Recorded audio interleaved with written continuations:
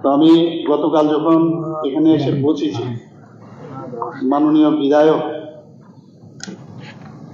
আমাদের সুধীর রায় বর্মন, শুনছিলাম যে 3:25 বাজে এখনো উনি এয়ারপোর্ট থেকে এসে নামেনি। বুঝতে পারলাম না, এত উদ্গ্রীব।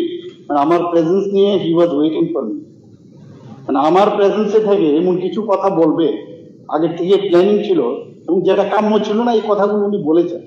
যাই হোক, কিছু কথা উনি জিজ্ঞেস করেছিলেন, এবং আপনারা সবাই জানেন যে কি উনি বলেছিলেন, বা এলপি সাহেবও বলছিলেন যে কি কি আমাদের যে সেটেলমেন্ট হয়েছে ওখানে, মানে signing off memorandum of settlement, যেটা 4 তারিখ সেখানে হয়েছে দিল্লিতে। সেখানে আমাদের মাননীয় যশস্বী হোম মিনিস্টার সাহেব ওখানে ছিলেন, এবং সেখানে এনএলএফটি এবং এটিটিএফ এর সদস্যরাও সেখানে ছিলেন। এবং এই বিষয়ে যে শান্তি ও পুনর্বাসনের জন্য এই ধরনের এগ্রিমেন্ট হয়েছে, আমি এর জন্য বিশেষ করে আমাদের ভারত সরকারের যিনি প্রধানমন্ত্রী, ভারতের প্রধানমন্ত্রী যশস্বী প্রধানমন্ত্রী নরেন্দ্র মোদীজিকে আমি ধন্যবাদ দেব। আমি ধন্যবাদ দিতে চাই আমাদের যিনি হোম মিনিস্টার সাহেব আছেন অমিত শাহজি, উনার কারণেই সেটা সম্ভব হয়েছে।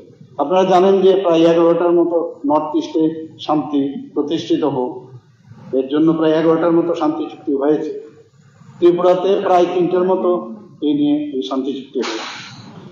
এটার যেসব এখানে মেইন উদ্দেশ্য, সেটা হলো যেসব বিচ্ছিন্নতাবাদ, যে ধরনের উগ্রতাবাদ, আর্মস নিয়ে যে ধরনের ঘটনা হতো সেটাকে বন্ধ করা।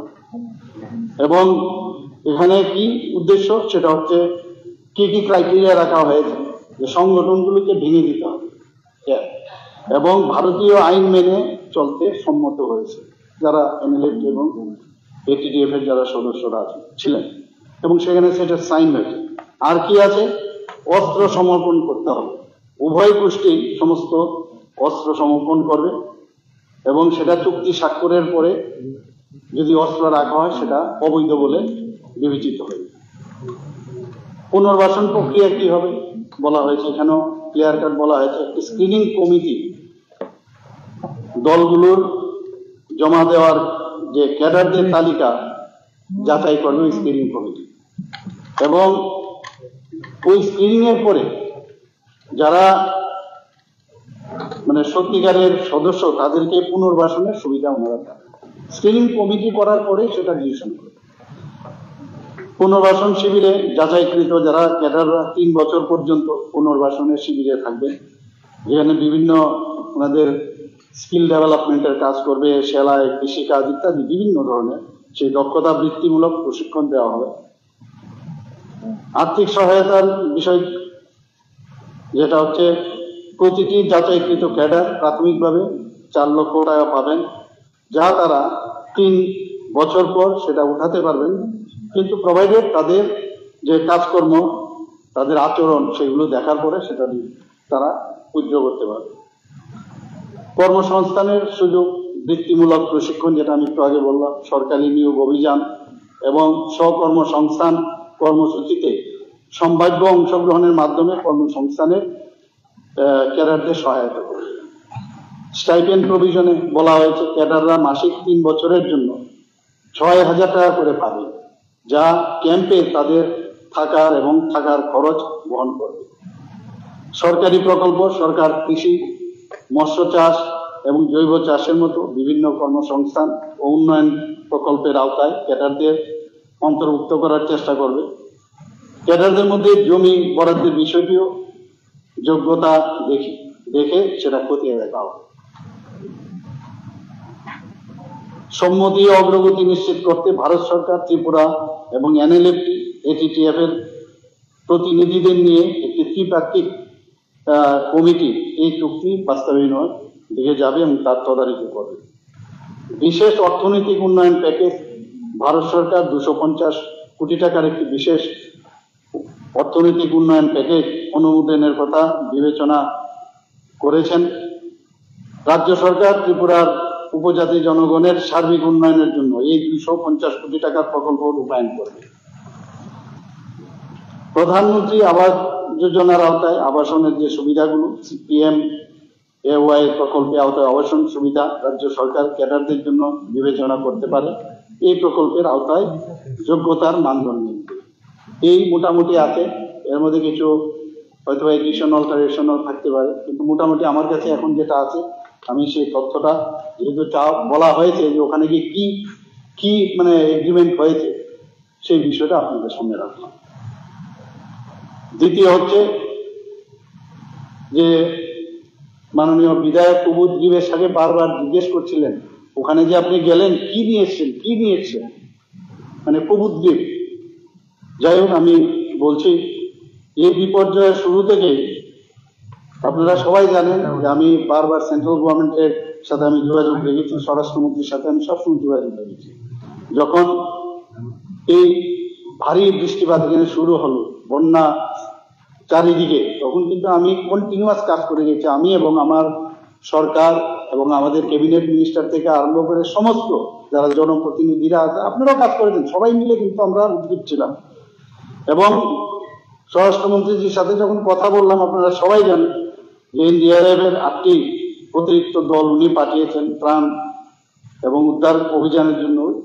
আমাদের খুবই সেটা কাজে এসছে। শুধু তাই না, 3টি হেলিকপ্টার দিয়েছিল। বহু জায়গায় আমাদের যাওয়ার অসুবিধা ছিল, সেখানে এনডিআরএফ দল, তারপর যারা বাস্তুচ্যুত বন্যায় যারা ক্ষতিগ্রস্ত তাদের খাবারের প্যাকেট এয়ারলিফটিং করে সেখানে তার ব্যবহার করা হয়েছিল। এমএচএ রাজ্যকে এসডিআরএফ এর অধীনে 40 কোটি টাকা অগ্রিম অলরেডি দিয়েছে, সেটাও আপনারা জানেন।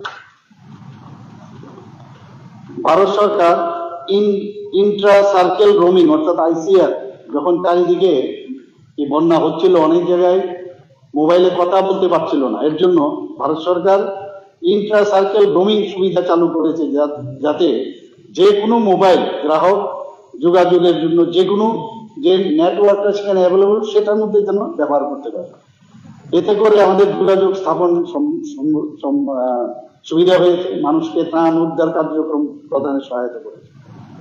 পরবর্তীকালে স্বরাষ্ট্র মন্ত্রণালয় একটি অগ্রিম আন্তঃ মন্ত্রণালয় কেন্দ্রীয় দল অর্থাৎ আইএমসিটি পাঠানো হয়েছিল, আপনারা জানেন, আমার সাথে ওনারা কথা বলেছেন এবং বন্যার কারণে ক্ষয়ক্ষতি এবং ক্ষয়ক্ষতির ঘটনাস্থলে মূল্যায়নের জন্য দলটি 28 থেকে 31 অগস্ট 2024 বিভিন্ন জায়গায়, রাজ্যের বিভিন্ন জায়গায় ওরা পরিদর্শন করেছে এবং তারা বিশেষ করে 4টি জেলা যেমন দক্ষিণ ত্রিপুরা, গোমতী, সিপাহীজলা এবং কয় জেলা পরিদর্শন করেন এবং নিজেরাই ক্ষয়ক্ষতি দেখেছেন।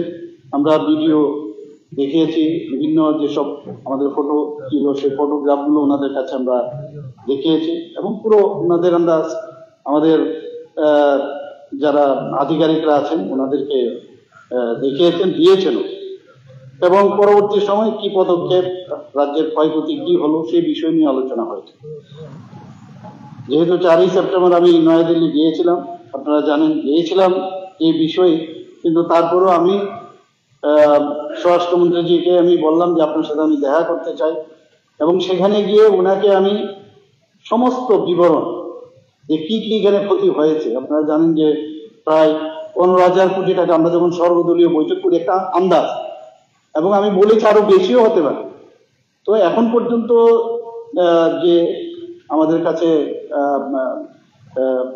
যে হিসাবটা এসছে তাতে করে দেখা যায় 14,247 কোটি টাকার ক্ষয়ক্ষতি, সেটা আমি ওনার কাছে আমি দিয়ে এসেছি।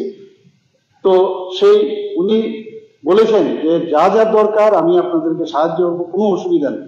এবং এখানে কতগুলো বিষয় আছে যেগুলো ফরম্যাট, যেটা ফার্স্ট যে টিম এসছে ফার্স্ট টিমের পরে আরেকটা টিম কিন্তু এখানে আসবে, ফাইনাল একটা টিম, এবং ফরম্যাটের মাধ্যমে সেগুলো ফিল আপ করলে তারপরে কিন্তু এই বিষয়টা আসবে। কিন্তু আমরা এখানে বসে থাকি যে দিল্লির থেকে কবে আসবে, 40 কোটি টাকা দিয়েছে, কিন্তু আমাদের বাজেট থেকে, আমাদের ত্রিপুরা সরকারের থেকে আমরা কিন্তু কন্টিনিউয়াস ত্রাণ সামগ্রিক যা যা ক্ষয়ক্ষতির এগুলো কিন্তু আমরা করে যাচ্ছি। সমস্ত দপ্তরের জেলা মহকুমা স্তরে আধিকারিকরা ক্ষেত্র পর্যায়ে প্রকৃত ক্ষয়ক্ষতি নিরূপণ করছেন। মূল্যায়নের পরে তারা ভারত সরকারের এই যেটা আমি বললাম, manual on administration of SDRF, state disaster response fund and NDRF national disaster response fund অনুসারে নির্ধারিত ফরম্যাটে এই ক্ষতি যে হয়েছে তার রিপোর্ট জমা দিতে হবে। এর জন্য আরেকটা টিম আসবে, উনি বলেছেন যে আমি আরেকটা টিম আমি পাঠাবো এবং সেটাই ফাইনাল করবে এবং সেই ফরম্যাটে আমরা সব ফিল আপ করে দিলে তারপরে হবে। তো এই প্রতিবেদনগুলি যখন কেন্দ্রীয় সরকার কাছে যাবে তখনই ওনারা এই আর্থিক যে সহায়তা বিবেচনা ওনারা করবেন।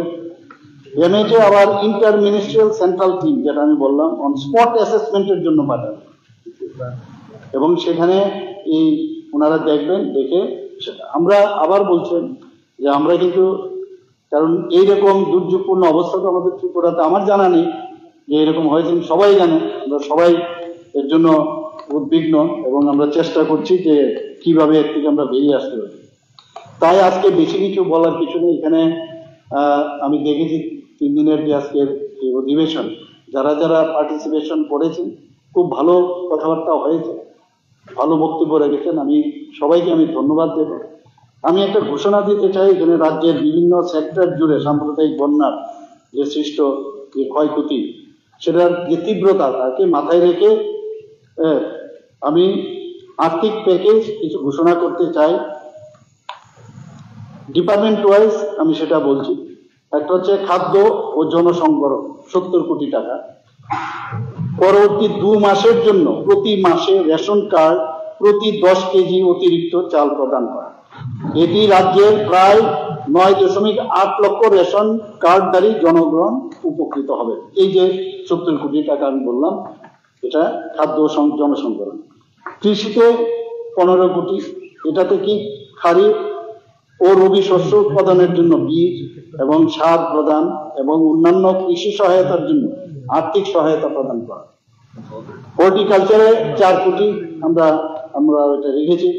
শীতকালীন শাকসবজি ও ফুল চাষ, পান, বরজ মেরামত, তাছাড়া সার জাতীয় উপকরণ ও ক্ষতিগ্রস্ত জমি থেকে পলি, অনেক জায়গায় পলি জমে গেছে, আপনারা সবাই জানেন, সিল্ট সাংঘাতিকভাবে ক্ষতি করেছে, সেই অপসারণের জন্য আর্থিক সহায়তা প্রদান করা। হর্টিকালচারে 5 কোটি রাখা হয়েছে। মৎস্যতে 10 করোড় আমরা রেখেছি। মৎস্যমন্ত্রী এখানে আসবেন, নিশ্চয়ই খুশি হবেন। খুশির বিষয় না, বিষয় হচ্ছে যে পয়সা তো লাগবে, পয়সা দিলে তো তবে এগুলো কাজ হবে। তো সেখানে খামার এবং হ্যাচারি মালিকদের আর্থিক সহায়তা করা হবে। ERDD-তে 5 কোটি টাকা আমরা রেখেছি। ক্ষতিগ্রস্ত যারা পশুদের স্বাস্থ্য রক্ষার্থে তাৎক্ষণিক সহায়তা প্রদান, পশু খামারগুলিতে জল, ওষুধ সরবরাহ সহ পশু খাদ্যের ব্যবস্থা পুনর্গঠন, ইনপুট ভর্তুকি এবং অন্যান্য কার্যক্রম। এডুকেশনে আপনারা জানেন অনেক ক্ষয়ক্ষতি হয়েছে, সেখানে আমরা 12 কোটি টাকা রেখেছি। যারা বন্যায় ক্ষতিগ্রস্ত হয়েছে তাদের বই সরবরাহ, এই কোশ্চেনটা এখানেও এসেছিল, মাননীয় বিধায়ক আমাদের সুদীপ রায় বর্মন মহোদয় রেখেছিলেন। আমিও অনেক জায়গায় গেছি, সেখানে আমিও কিন্তু সাথে সাথেই আমি বলেছিলাম যে নিশ্চয়ই আমরা এই বিষয়টা দেখবো। তো সেখানে যারা বন্যায় ক্ষতিগ্রস্ত হয়েছে তাদের বই সরবরাহ করা এবং স্কুল কলেজ মেরামত ও রক্ষণাবেক্ষণ করা। PWD-DWS এর আপনারা জানেন যে বিরাট ক্ষতি হয়েছে সেখানে, তো তার জন্য 50 কোটি টাকা সেখানে রাখা হয়েছে। বন্যায় ক্ষতিগ্রস্ত হওয়া স্কুল, অঙ্গনওয়াড়ি কেন্দ্র এবং পরিবারগুলোকে পানীয় জল সরবরাহ এবং পাইপলাইনের মাধ্যমে জলের ব্যবস্থা সুনিশ্চিত করা। আমরা নগরায়নে 12 কোটি টাকা আমরা রেখেছি। শহরের রাস্তা ও ড্রেনেজ ব্যবহার, মেরামত, রক্ষণাবেক্ষণ করা। গ্রামোন্নয়নে আমরা 40 কোটি টাকা রেখেছি। গ্রামীণ রাস্তা, ড্রেন এবং অফিস ভবনের মেরামত ও রক্ষণাবেক্ষণ করা। স্বাস্থ্যে তো অনেক ক্ষতি হয়েছে, তো স্বাস্থ্য বিভাগে আমরা 10 কোটি টাকা রেখেছি, যেখানে জীবাণুমুক্ত ডায়রিয়া প্রতিরোধে 2000 ব্যাগ ব্লিচিং পাউডার, যেটা আপনার নিশ্চয়ই মনে আছে আমরা যখন সর্বদলীয় বৈঠক করি কথা এসেছিল, সেখানে 2000 ব্যাগ ব্লিচিং পাউডার, 2 লক্ষ ORS প্যাকেট, 20 লক্ষ হ্যালোজেন ট্যাবলেট, 10 লক্ষ জিঙ্ক ট্যাবলেট, জ্বরের ওষুধ এবং চর্মরোগের ওষুধ ক্রয় করা। PWD-WR সেখানে 35 কোটি টাকা রাখা হয়েছে। বাঁধ, চ্যানেল, প্রধান প্রকল্পগুলির সংস্কার, মেরামত, রক্ষণাবেক্ষণ করা। বিদ্যুতে বিদ্যুৎ মন্ত্রী এখানে আছেন, 100 কোটি টাকা রাখা হয়েছে ডিভাস্টেটিং কন্ডিশন চারিদিকে। 100 কোটি রাখা হয়েছে বিদ্যুৎ পরিবাহী লাইন, ট্রান্সফরমার, কন্ডাক্টর, তার এবং আনুষঙ্গিক সামগ্রীর দ্রুত পুনরুদ্ধার, সংস্কার এবং রক্ষণাবেক্ষণের কাজ গ্রহণ করা। পিডব্লিউডি আরএনবি 200 কোটি টাকা রাখা হয়েছে, সেখানে বন্যায় ক্ষতিগ্রস্ত রাস্তা ও ড্রেনের পুনর্নির্মাণ, সংস্কার ও রক্ষণাবেক্ষণের কাজ করা। অর্থাৎ টোটাল এখানে 564 কোটি টাকা আমরা এখানে আপাতত সেটা আমরা রেখেছি। এই ঘোষণা আমি এই হাউসের মধ্যে আমি দিতে চাই, বিধানসভায় আমি দিতে চাই। সবাইকে অসংখ্য ধন্যবাদ, নমস্কার। মাননীয়